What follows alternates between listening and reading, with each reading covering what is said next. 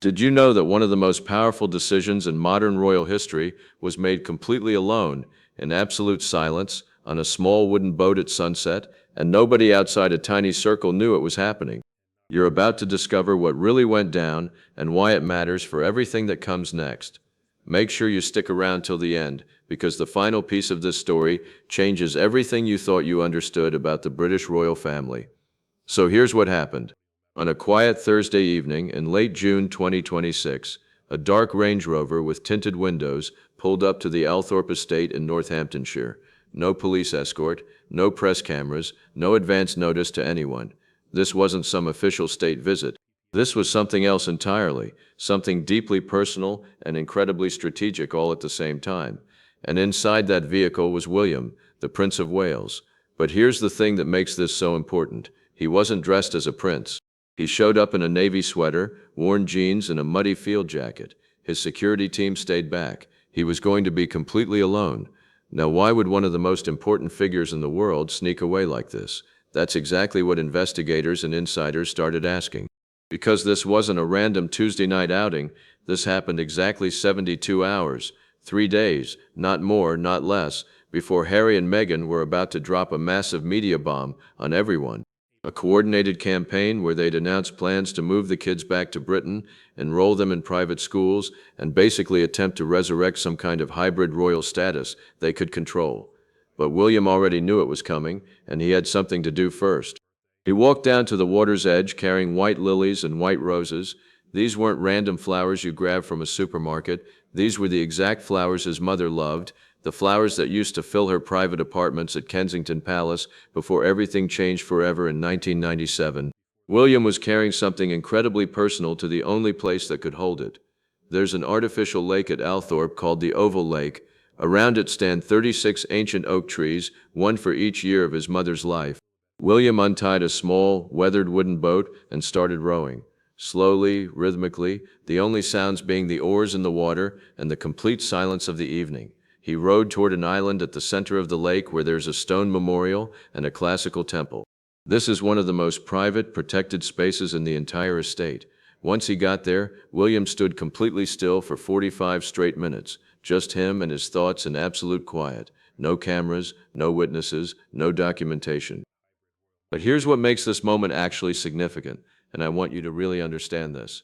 He wasn't just paying respects, something deeper was happening. William was making a decision, a permanent, unchangeable decision that would reshape his entire reign before it even started. See, for years everyone talked about whether William and Harry might eventually reconcile. Everyone wanted to believe that family bonds might overcome everything that had happened. People kept hoping for some grand reunion moment. But sitting on that island, William came to a realization. And when he rowed back to shore, he was a different person. The hesitation was gone. The internal conflict ended. What happened in those 45 minutes was William finally accepting a truth he'd been avoiding. His brother couldn't be trusted. Not anymore. Not ever again. Think about what William was facing at this exact moment.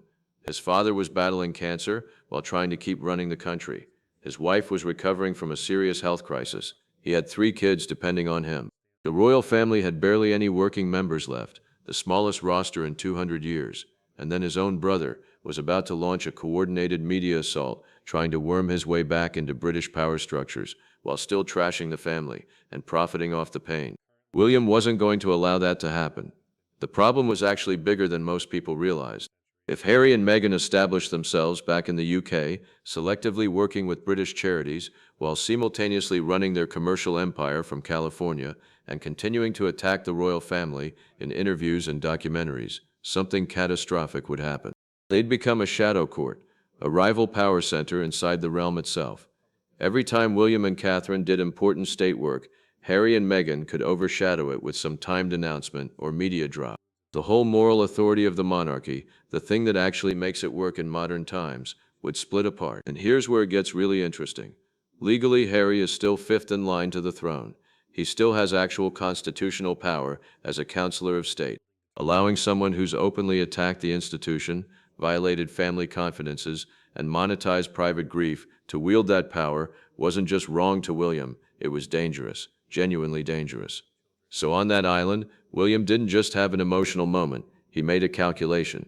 A cold, strategic, painful calculation. He decided there could be no negotiation, no secret meetings, no eventual reconciliation, no shared appearances for the cameras, no restoration of any official roles.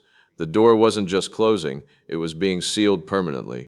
When he got back to shore, the people closest to him noticed immediately. His demeanor had changed. The internal debate was finished. The king had made his choice, even though he wasn't king yet.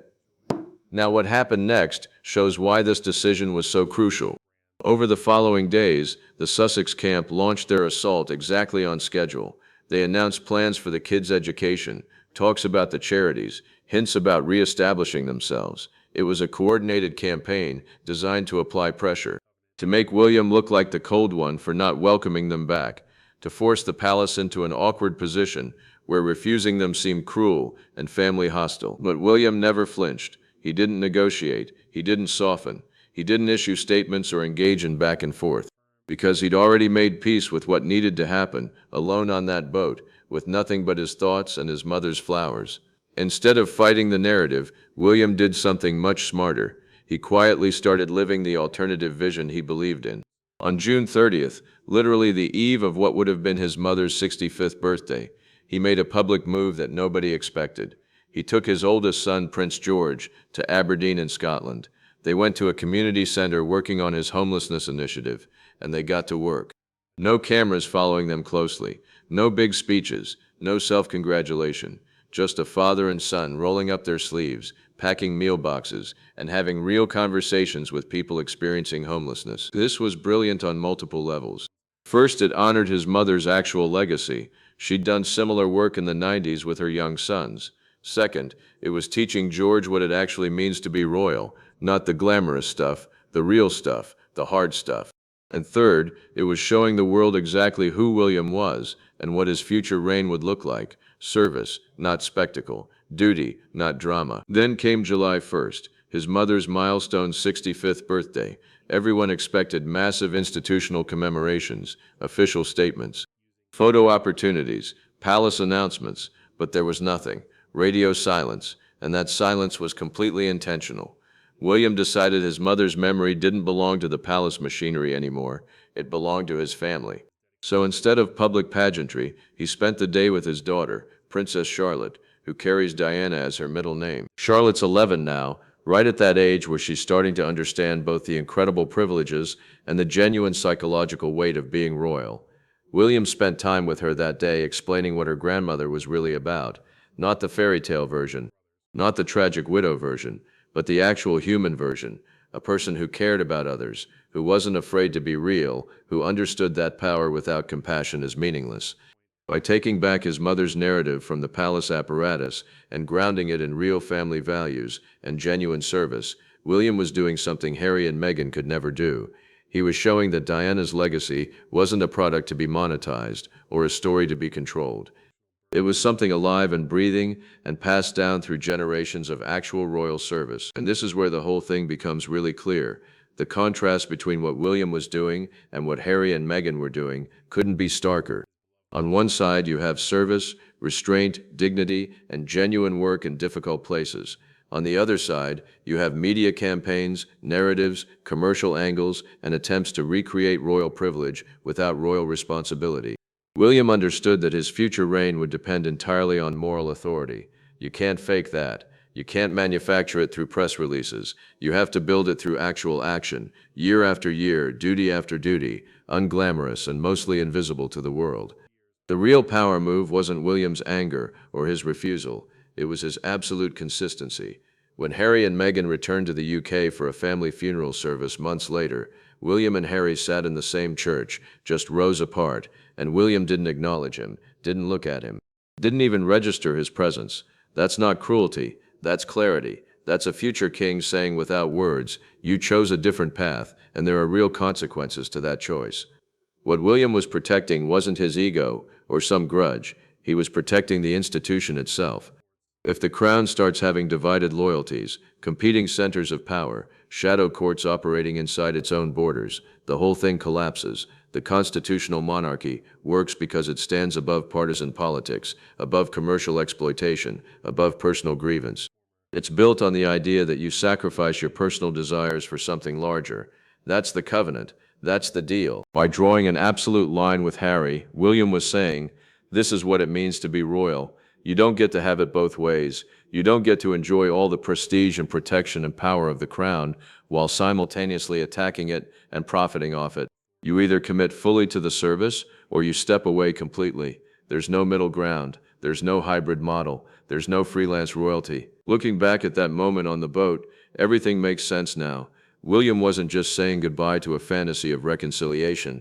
He was saying hello to the future, a future where he would rule with absolute clarity about what the monarchy is and what it isn't, a future where his children would understand that Diana's legacy wasn't about fame or drama or global attention.